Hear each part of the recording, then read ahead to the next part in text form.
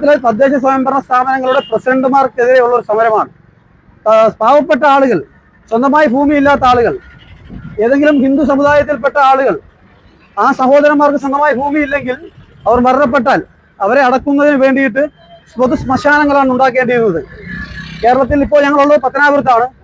പത്തനാപുരത്തടക്കം സ്ഥലം വാങ്ങിയിട്ടിട്ടും ശ്മശാനം പണിയാത്ത 100 കണക്കിന് ത്രിതല പഞ്ചായത്തുകളുണ്ട്, ഗ്രാമപഞ്ചായത്തുകളുണ്ട്. ആ ഗ്രാമപഞ്ചായത്തുകളുടെ അധികാരത്തിലിരിക്കുന്ന ആളുകൾ അവർ മനസ്സിലാക്കുന്നില്ല. പാവപ്പെട്ട ആളുകൾ സ്വന്തമായി അവർക്ക് അടക്കാൻ പോലും സ്ഥലമില്ലാതെ വരുന്ന ഗതികേട്, സ്വന്തം അടുക്കളയുടെ അകത്തളങ്ങൾ പോലും ശവക്കുഴികളായി മാറ്റേണ്ടുന്ന ഗതികേട് കേരളത്തിലെ ജനങ്ങൾക്കുണ്ടായിട്ടുണ്ട്. കഴിഞ്ഞ ദിവസം പത്തനാപുരം ഗ്രാമപഞ്ചായത്തിലെ ഒരു സാധാരണപ്പെട്ട ഒരു വ്യക്തി മരണപ്പെട്ടപ്പോൾ അയാൾ അടക്കാൻ സ്വന്തമായിട്ട് സ്ഥലമില്ല.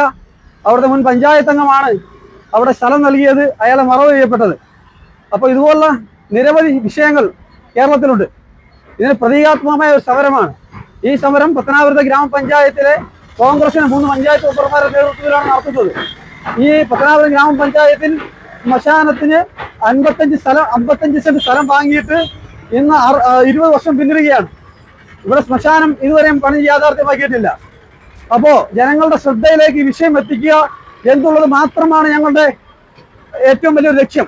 ഞങ്ങൾ ഉയർത്തുന്ന ഈ സമരം ഞങ്ങൾ ഏറ്റവും കാലിക പ്രസക്തിയുള്ള ഒരു ആവശ്യമാണ് ഉയർത്തുന്നത്. സാധാരണപ്പെട്ട ജനങ്ങൾക്ക് വേണ്ടിയിട്ട് ഉയർത്തുന്ന ഒരു സമരമാണ്.